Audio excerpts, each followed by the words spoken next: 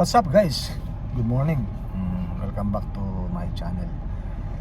Ito guys, meron tayong panibagong na-encounter na bagong trouble na sasakyan. 2000 model na Ford Focus. Ngayon guys, yung water pump niya walang available. So maglalagay tayo ng pang 2006. Ayan. Meron siyang konting diferensya, lalagarin ko lang yan. Ito guys, pakita ko sa inyo kung paano ang idea. Bago ang lahat guys, sana po huwag niyong kalimutan mag-subscribe, mag-like at i-share na rin po para yung may mga sakyan na Ford Focus na ganyang model, meron silang idea kapag wala silang pyesa. So ayun guys, yung sanang kalimutan na mag-subscribe. Ayan, ulitin ko. Ito guys, tignan nyo.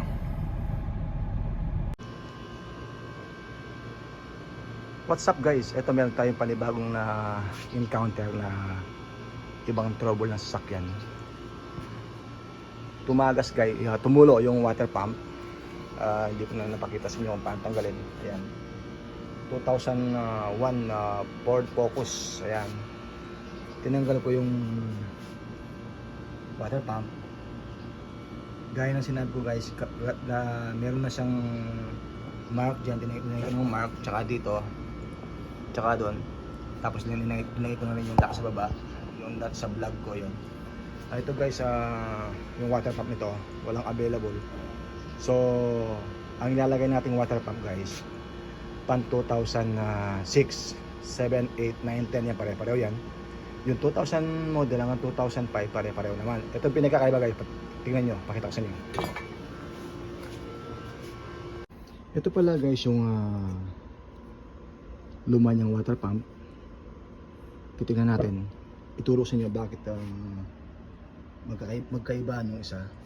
Ito yung bago, ito yung luma. Ang pagkakaiba guys ng 2006, 7, 8, 9, 10, tingnan nyo, itapat ko. Yan, yan. Nakikita nyo guys, nakikita nyo dito, ito wala to. Yung isa meron to, yan, yan.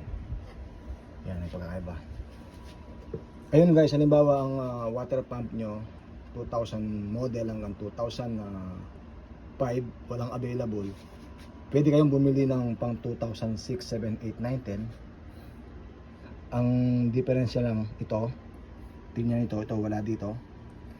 Sa 2006, 7, 8, 9, 10, ito yung lagayan ng idler bearing to. Sa 2000 model hanggang 2005 wala dito, nakahiwalay yung lagayan ng belt tensioner niya. Ang gagawin ko ngayon guys, pakita ko sa inyo, lalagarin ko to. Ayan, lalagarin natin to para sumakto dun sa engine na pang 2001 hanggang 5. Ito lagarin ko. Ayan guys, nakikita nyo, nilalagari ko. Ayan, tatanggalin ko tong ano to, yung sa gilid nya para magpareho sila ng 2001 hanggang 2005. 2000 model hanggang 2005. Yan, yung linalagari natin guys, ulitin ko, pang 2006 hanggang 10 to, hanggang 11 yan, pare-pareho yan. Ayan, nakikita nyo, nilalagari ko.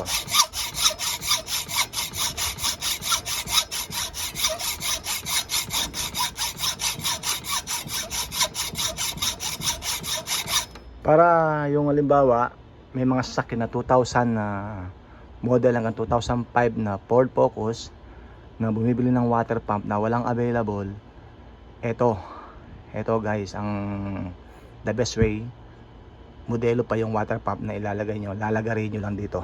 Ayan, ayan, nakita nyo.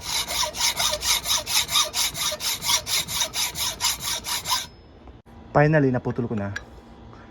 Ayan guys, sorry, nakita nyo. Yan, so pwede na siyang ilagay ngayon. Tingnan nyo, magkamukha na sila ngayon. Yan.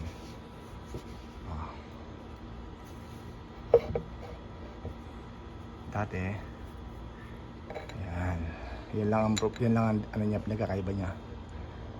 So okay na siya ngayon. So install na natin para patapos na. Ito na guys, ilalagay na natin yung bagong water pump. Ayan na, nilagay na natin. Ito guys yung sinasabi ko.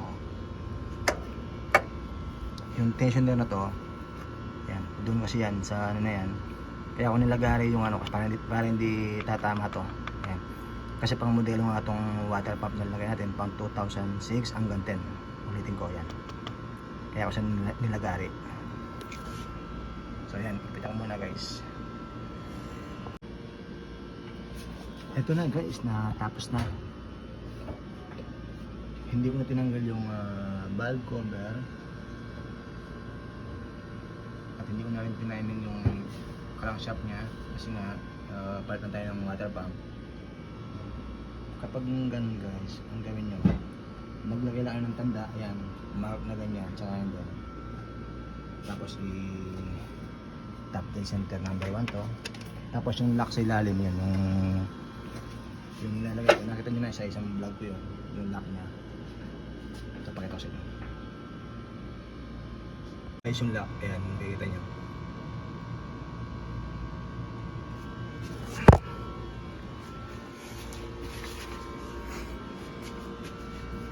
Tanggalin ko na, tapos lagay natin yung cover, start na natin guys. Tapos na guys yung lock natin ito sa ilalim.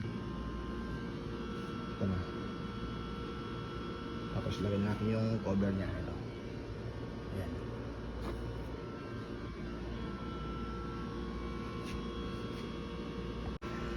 Ito na guys, nakumpleto ko na. Ayan na. So start na natin ngayon. May tubig na rin, nilagyan ko ng tubig. Start na natin.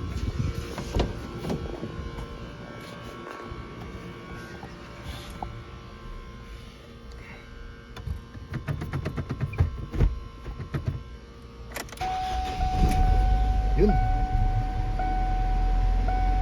1 click lang.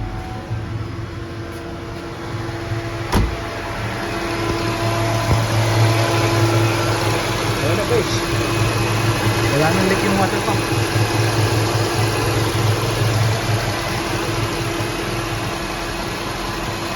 Ayun na guys, natapos na. So maraming salamat sa panonood. Sana huwag niyo kalimutan mag-subscribe para lagi kayong updated sa mga susunod na mga video. Salamat guys, see you in my next vlog.